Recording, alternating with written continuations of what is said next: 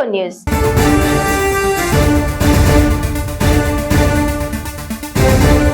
గజ్వేల్లోని BRS అధినేత KCR MLA camp కార్యాలయంలోకి Congress నేతలు చొచ్చుకెళ్లడం రాజకీయంగా పెను దుమారం రేపింది. కార్యాలయంలోకి చొచ్చుకెళ్లిన కాంగ్రెస్ నాయకులు కిటికీల అద్దాలు ధ్వంసం చేయడంతో పాటు సీఎం రేవంత్ రెడ్డి ఫోటోను పెట్టి పెద్ద ఎత్తున నినాదాలు చేయడాన్ని మాజీ మంత్రి హరీష్ రావు తీవ్రంగా ఖండించారు. మాజీ ముఖ్యమంత్రి బీఆర్ఎస్ అధినేత కేసీఆర్ గజ్వేల్ ఎమ్మెల్యే క్యాంప్ కార్యాలయంలోకి కాంగ్రెస్ శ్రేణులు చొచ్చుకెళ్లి దాడి చేయడం, సీఎం రేవంత్ రెడ్డి ఫోటో పెట్టడం రాజకీయంగా దుమారం రేపింది. ఈ ఘటనపై మాజీ మంత్రి హరీష్ రావు తీవ్ర ఆగ్రహం వ్యక్తం చేశారు. ఇది ప్రజాస్వామ్యంపై జరిగిన దాడి అని అభివర్ణించారు. శాంతి భద్రతలను కాపాడడంలో పోలీసులు విఫలమయ్యారని, సీఎం రేవంత్ రెడ్డి ఆదేశాలతోనే ఇదంతా జరుగుతోందని ఆయన ఆరోపించారు. కాంగ్రెస్ పాలనలో దాడులు పెరిగిపోయాయని మండిపడుతూ ఎమ్మెల్యే కార్యాలయంపై ఇలాంటి చర్యకు పాల్పడడం సిగ్గుచేటని హరీష్ రావు ట్విట్టర్ వేదికగా ధ్వజమెత్తారు.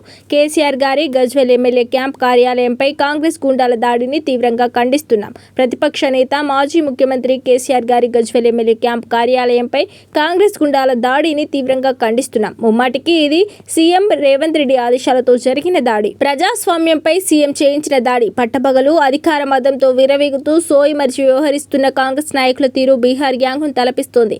ఏకంగా ప్రజా ప్రతినిధుల క్యాంప్ కార్యాలయాలపైనే ముప్పేట దాడులు చేస్తుంటే రాష్ట్రంలో శాంతి భద్రతలు ఉన్నట్లా లేనట్లా?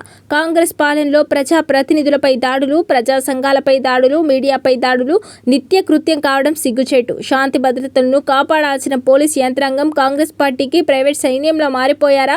ఎందుకు అడ్డుకోవడం లేదు? ఒకవైపు హేట్ స్పీచ్ బిల్ పేరుతో ప్రజలు ప్రతిపక్షాల నోలు మూయిస్తూ, మరోవైపు కాంగ్రెస్ గుండాలతో దాడులు చేయించడమేనా మీ ప్రజాపాలన? ఇందిరమ్మ రాజ్యం అని చెబుతూ గుండా రాజ్యం అమలు చేస్తారా? సీఎం, మంత్రులు ఇతర రాష్ట్రాల్లో పొలిటికల్ టూర్లు చేస్తూ పాలనను గాలికి వదిలేశారా? ముఖ్యమంత్రి, మంత్రులు ఇతర రాష్ట్రాల ఎన్నికల ప్రచారంలో ఉంటే ఇక్కడ పాలనను ఎవరు చూస్తారు? బీఆర్ఎస్ ఎమ్మెల్యేల కార్యాలయంపై దాడులు చేయాలని సందేశాలు ఇచ్చారా? కాంగ్రెస్ నాయకులకు ఫ్రీ హ్యాండ్ ఇచ్చారా? 7వ గ్యారంటీగా ప్రజాస్వామ్య పునరుద్ధరణ అని డబ్బా కొట్టి ఇప్పుడు ఉన్న ప్రజాస్వామ్యాన్ని కూని చేశారు. ఎమర్జెన్సీ పాలనను తలపిస్తున్నారు. మీ అణచివేతలకు, మీ నిర్బంధాలకు, మీ దాడులకు బీఆర్ఎస్ పార్టీ ఎదరదు, బెదరదు. ప్రజాక్షేత్రంలో మిమ్మల్ని అడుగడుగునా నిలదీస్తూనే ఉంటాం. ప్రజల తరపున పోరాటం చేస్తూనే ఉంటాం. ఎమ్మెల్యే క్యాంప్ కార్యాలయంపై దాడులు జరిపిన కాంగ్రెస్ గుండాలను గుర్తించి వెంటనే అరెస్టు చేయాలని రాష్ట్ర డీజీపీని డిమాండ్ చేస్తున్నాం. ఇలాంటి దాడులు ఆపకపోతే ప్రజాస్వామ్యాన్ని కాపాడేందుకు ప్రజలే విధుల్లోకి రావాల్సిన పరిస్థితి వస్తుంది. తస్మాత్ జాగ్రత్త అని హెచ్చరిస్తున్నామని హరీష్ రావు తీవ్రస్థాయిలో ఫైర్ అయ్యారు. తెలంగాణలో అనర్హులైన రేషన్ కార్డుదారులపై కేంద్ర ప్రభుత్వం కొరడా జల్పించనుంది. ముఖ్యంగా ఆదాయ పన్ను చెల్లిస్తూ ఖరీదైన వాహనాలు, 15 ఎకరాల కంటే ఎక్కువ భూమి కలిగి ఉండి కూడా ఉచిత రేషన్ పొందుతున్న వారి కార్డులను తొలగించేందుకు సర్కార్ సిద్ధమైంది. ఆధార్, పాన్ కార్డుల అనుసంధానంతో లబ్ధిదారుల ఆర్థిక స్థితిగతులను పౌర సరఫరాల శాఖ పరిశీలిస్తోంది. ఇప్పటికే రాష్ట్రంలో సుమారు 1.4 లక్షల కార్డులను తొలగించే ప్రక్రియ ప్రారంభమైనట్లు తెలిసిందే.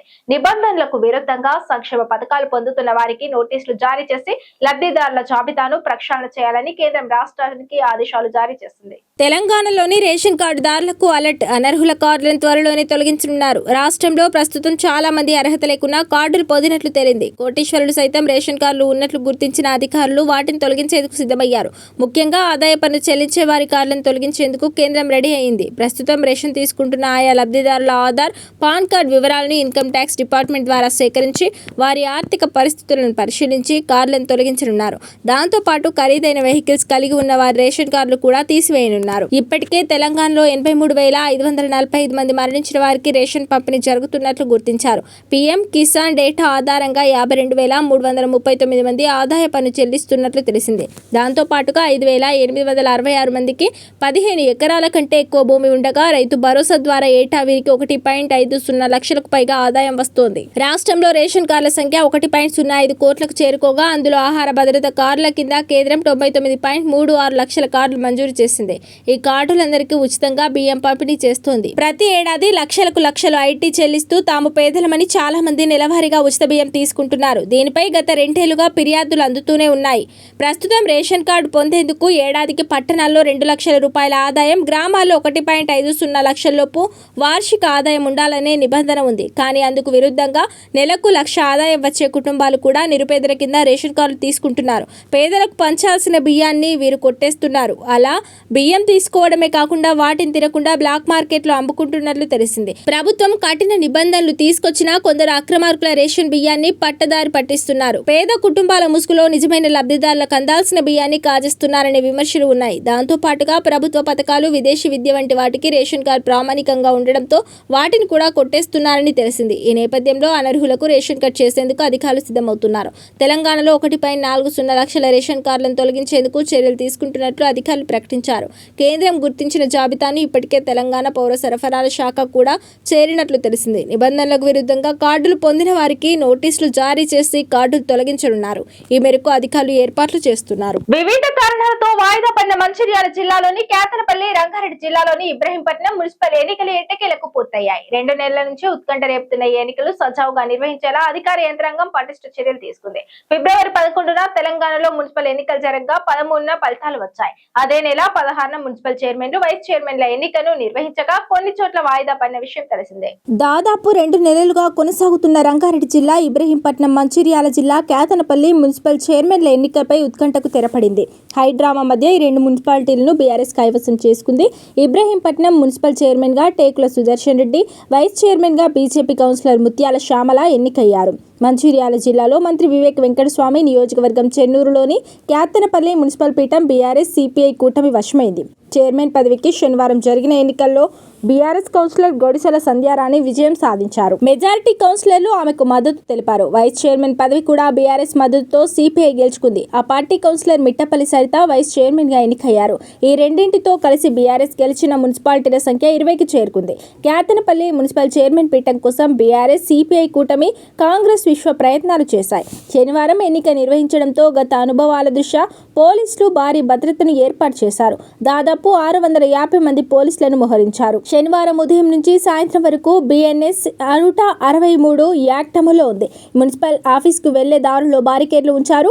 ఇబ్రహీంపట్నం మున్సిపాలిటీలో 24 వార్డులు ఉండగా బీఆర్ఎస్ 13 గెలుచుకుంది. ఓ ఇండిపెండెంట్ బీజేపీ కౌన్సిలర్ బీఆర్ఎస్ కు మద్దతు ప్రకటించడంతో బలం 15కు చేరింది. కేతనపల్లిలోని 22 కార్డులకు గాను బీఆర్ఎస్ 10, సిపిఐ 4 వార్డులు గెలిచాయి. బీఆర్ఎస్, సిపిఐ కూటమికి స్పష్టమైన ఆధిక్యం ఉంది. కాంగ్రెస్ ఇక్కడ 7 స్థానాల్లోనే గెలిచింది. ఖానాపూర్ మున్సిపాలిటీలో 12 వార్డులకు బీఆర్ఎస్, బీజేపీ చెరో 4, కాంగ్రెస్ 3, ఇండిపెండెంట్ 1 వార్డులో గెలుపొందారు. రాష్ట్రంలో 116 మున్సిపాలిటీలు, 7 కార్పొరేషన్లకు ఫిబ్రవరి 11 ఎన్నికలు నిర్వహించగా 13న ఫలితాలు వెలువడ్డాయి. ఈ నెల 16న mayor, deputy mayor, chairman, vice chairman ఎన్నిక జరిగింది. పలు కారణాలతో కేతనపల్లి, ఖానాపూర్, ఇబ్రహీంపట్నం మున్సిపాలిటీల ఎన్నిక వాయిదా పడింది. తెలంగాణలో ఎండలు మండిపోతున్నాయి. ఉదయం 9 గంటల తర్వాత బయటకు రావాలంటేనే భయపడే పరిస్థితి. మండ ఎండలతో ప్రజలు తీవ్రంగా ఇబ్బంది పడుతున్నారు.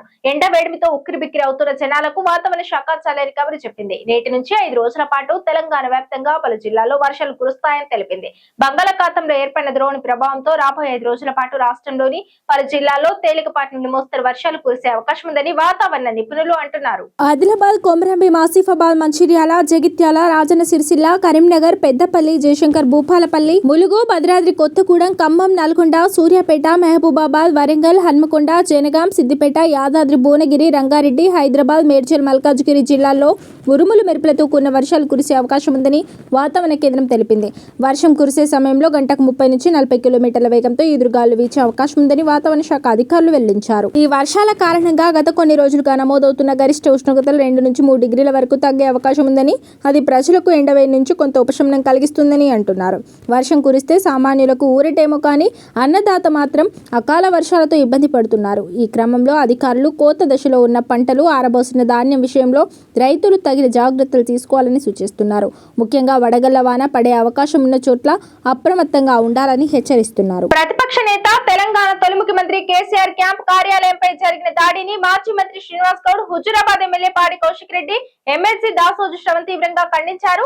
ఈ ఘటన రాష్ట్రంలో క్షీణిస్తున్న శాంతి భద్రతలకు నిదర్శనమని వారు అన్నారు. తెలంగాణ రాష్ట్రాన్ని సాధించిన మహనీయుడు కేసీఆర్ కార్యాలయంపై దాడి చేయడం అంటే తెలంగాణ ప్రజల గౌరవంపై దాడి చేసినట్టేనని మండిపడ్డారు. తెలంగాణ ఆత్మగౌరవాన్ని దెబ్బతీసే చర్యలను ప్రజలు ఎప్పటికీ సహించరని హెచ్చరించారు. ప్రజాస్వామ్యంలో ప్రతిపక్ష నేత కార్యాలయంపై దాడి జరగడం అత్యంత ఆందోళనకరమని కాంగ్రెస్ ప్రభుత్వం ప్రతిపక్షాల గొంతు నొక్కే ప్రయత్నం చేస్తుందని విమర్శించారు. అధికార అహంకారంతో కాంగ్రెస్ నాయకులు హద్దులు దాటుతున్నారని మండిపడ్డారు. ప్రజల సమస్యలపై ప్రశ్నిస్తున్న ప్రతిపక్ష నాయకులను భయపెట్టేందుకు ఇలాంటి దాడులకు పాల్పడుతున్నారని ఆరోపించారు. రాష్ట్రంలో ప్రజాప్రతినిధులకే రక్షణ లేకపోతే సాధారణ ప్రజల పరిస్థితి ఏంటని ప్రశ్నించారు. పోలీసు యంత్రాంగం తక్షణమే స్పందించి దాడికి పాల్పడిన వారిని గుర్తించి అరెస్టు చేయాలని డిమాండ్ చేశారు. చట్టాన్ని చేతుల్లోకి తీసుకొని వారికి ప్రభుత్వం అండగా నిలిస్తే ప్రజాస్వామ్య వ్యవస్థ ప్రమాదంలో పడుతుందని హెచ్చరించారు. బీఆర్ఎస్ పార్టీపై ఎలాంటి అణచివేతలు చేసినా వెనక్కి తగ్గబోమని, ప్రజల తరపున పోరాటం కొనసాగిస్తామని స్పష్టం చేశారు. ఇలాంటి దాడులు పునరావృతం కాకుండా ప్రభుత్వం కట్టే చర్యలు తీసుకోవాలని డిమాండ్ చేశారు. ప్రతిపక్షాలపై దాడులు ఆపాలని,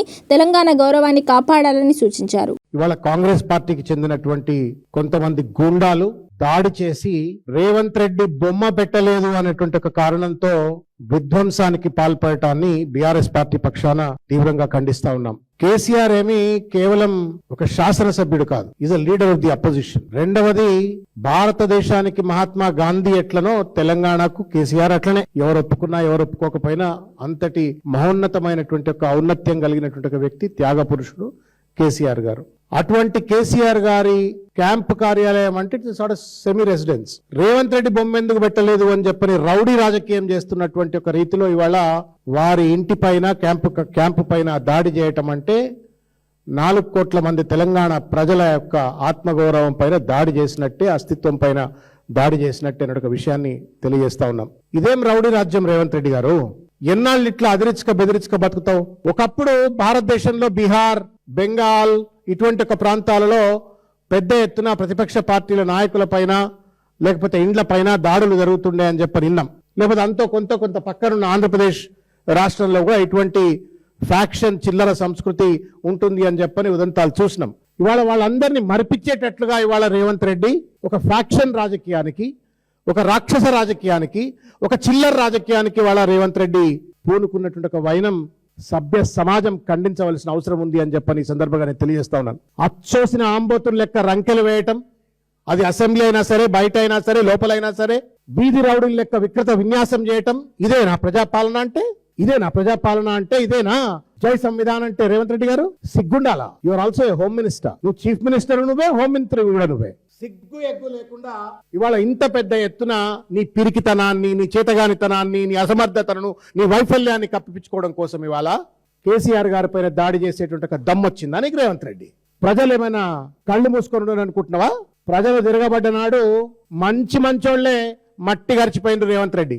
నువ్వెంత, నీ లెక్కెంత? అన్నం తింటున్నావా, గడ్డి తింటున్నావా? కేసీఆర్ ఇంటి పైన, కేసీఆర్ క్యాంపు కార్యాలయం దాడి చేపిస్తావు. ఇదే నిరసనలో భాగంగా టీఆర్ఎస్ కి సంబంధించిన విద్యార్థులు రేవంత్ రెడ్డి ఇంటి దగ్గరికి పోయి స్లోగన్లు ఇస్తే కర్రలు పట్టుకొని వాళ్ళపై దాడి చేసి వాళ్ళను నడువులకు కొట్టి, తలకాయలు పలగొట్టి వాళ్ళపైన కేసులు పెట్టి లోపల పెట్టిండ్రు. నీ మీద దాడి చేసినటువంటి వాళ్ళపైన ఏం కేసులు పెట్టాలి? కేసీఆర్ గారి పైన ఈ రకమైన దాడి చేసినందుకు, క్యాంప్ కార్యాలయం పైన దాడి చేసినందుకు రేవంత్ రెడ్డి తాలిబాన్ల కంటే హీనంగా రేవంత్ రెడ్డి వ్యవహరిస్తా ఉన్నాడు. ఇవాళ వాళ్ళు కూడా సెట్ అయిపోయింది ఇవాళ ఆఫ్ఘనిస్తాన్ లో. కానీ రేవంత్ రెడ్డి మాత్రం కుక్కతో గుండ్రాయి కట్టిన చక్క కాదన్నట్టుగా గుండా రాజకీయం, రౌడీ రాజకీయం చేసేటువంటి రీతిలో కనబడతా ఉన్నాడు. అప్పుడెప్పుడో అన్నాడు ఒక ఇంటర్వ్యూలో, నేను రాజకీయాలకు రాకపోయి ఉంటే రౌడీని అవుతుండే అని చెప్పని. రాజకీయాలకు వచ్చినాక కూడా రౌడీతనాన్ని మర్చిపోలేదనడానికి కేసీఆర్ గారి కార్యాలయం పైన చేసిన దాడి అని చెప్పని ఈ సందర్భంగా తెలియజేస్తా ఉన్నాం. సింగరేణి కార్మికుల సంక్షేమం కోసం యాజమాన్యం మరో గొప్ప నిర్ణయం తీసుకుంది. యూనియన్ బ్యాంక్ లో శాలరీ అకౌంట్ ఉన్న కార్మికులకు వారు సహజ మరణం పొందిన 10 లక్షల ఉచిత బీమా సౌకర్యం కల్పించనున్నారు. ఏప్రిల్ 1 నుంచి అమల్లోకి వచ్చిన ఈ పథకం కోసం కార్మికులు ఎలాంటి ప్రీమియం చెల్లించనక్కర్లేదు. ఇప్పటికే ఉన్న 1 కోటి ప్రమాద బీమాకు ఇది అదనపు ప్రయోజనం. ఇతర బ్యాంకులు కూడా ఇదే తరహా బీమాను అందించేలా సంస్థ చర్యలు జరుపుతోంది. సింగరేణి కాలరీస్ కంపెనీ లిమిటెడ్ కార్మికుల సంక్షేమం కోసం మరో చారిత్రాత్మక నిర్ణయం తీసుకుంది. ఇప్పటికే వీధుల్లో ఉండి ప్రమాదవశాత్తు మరణించిన కార్మికుల కుటుంబాలకు 1 కోటి ప్రమాద బీమా సౌకర్యాన్ని కల్పించిన సంస్థ ఇప్పుడు మరో అడుగు ముందుకేసి సహజ మరణం పొందిన కార్మికులకు కూడా ఆర్థిక భరోసా కల్పించాలని నిర్ణయించింది. ఈ మేరకు యూనియన్ బ్యాంక్ ఆఫ్ ఇండియాతో సింగరేణి యాజమాన్యం జరిపిన చర్చలు సఫలమయ్యాయి. ఏప్రిల్ 1 నుంచి పథకం ప్రారంభం కాగా సింగరేణిలో పనిచేస్తున్న ప్రతి కార్మికుడు అధికారికి సహజ మరణం సంభవిస్తే వారి కుటుంబానికి 10 లక్షల ఉచిత బీమా సొమ్ము అందనుంది. ఈ చారిత్రాత్మక నిర్ణయం వెనుక సింగరేణి సంస్థ chairman MD doctor Buddha Prakash Jyothi, personal finance director Gautam పోట్రుల ప్రత్యేక చొరవ ఉంది. గతంలో కేవలం ప్రమాదాలకే పరిమితమైన బీమా సౌకర్యాన్ని అనారోగ్యం లేదా ఇతర కారణాలతో మరణించే కార్మికులకు కూడా వర్తింపజేయాలని యాజమాన్యం బ్యాంకును కోరింది. దీనికి సానుకూలంగా స్పందించిన యూనియన్ బ్యాంక్ తమ బ్యాంకులో కార్పొరేట్ శాలరీ అకౌంట్ కలిగిన ప్రతి ఉద్యోగికి సౌకర్యం కల్పిస్తామని స్పష్టం చేసింది. సాధారణంగా ఏదైనా ప్రైవేట్ ఇన్సూరెన్స్ కంపెనీలో 10 లక్షల జీవిత బీమా తీసుకోవాలంటే వయసును బట్టి ఏటా కనీసం 5,000 నుంచి 10,000 రూపాయల వరకు ప్రీమియం చెల్లించాల్సి ఉంటుంది. కానీ సింగరేణి యాజమాన్యం కుదుర్చుకున్న ఈ ఒప్పందం ప్రకారం కార్మికులు ఒక పైసా కూడా ప్రీమియం చెల్లించాల్సిన అవసరం లేదు. కేవలం యూనియన్ బ్యాంకులో జీతం ఖాతా ఉంటే సరిపోతుంది. ఈ మొత్తం ప్రీమియం భారాన్ని బ్యాంకే భరిస్తుంది. ఇది కార్మికులపై ఎటువంటి ఆర్థిక భారం పడకుండా వారి కుటుంబాలకు పెద్ద మొత్తంలో రక్షణ కల్పిస్తుంది. సింగరేణిలో ప్రస్తుతం యూనియన్ బ్యాంకుతో పాటు state bank of India, ICICI, HDFC వంటి మరికొన్ని బ్యాంకులు కూడా కోటి ప్రమాద బీమాను అమలు చేస్తున్నాయి. ఇప్పుడు యూనియన్ బ్యాంక్ సహజ మరణానికి కూడా బీమాను ప్రకటించడంతో మిగిలిన బ్యాంకులు కూడా ఇదే బాటలు నడిచేలా యాజమాన్య ప్రయత్నాలు ముమ్మరం చేసింది. త్వరలోనే అన్ని బ్యాంక్ ఖాతాదారులైన కార్మికులకు ఈ ప్రయోజనం కలిగే అవకాశం ఉంది. రాష్ట్ర ప్రభుత్వం సింగరేణి యాజమాన్యం తీసుకున్న ఈ నిర్ణయంపై కార్మిక సంఘాలు, ఉద్యోగులు హర్షం వ్యక్తం చేస్తున్నారు. ఇదే వాటి బులెటిన్. మరో బులెటిన్ లో మళ్ళీ కలుద్దాం. Stay and 24 news.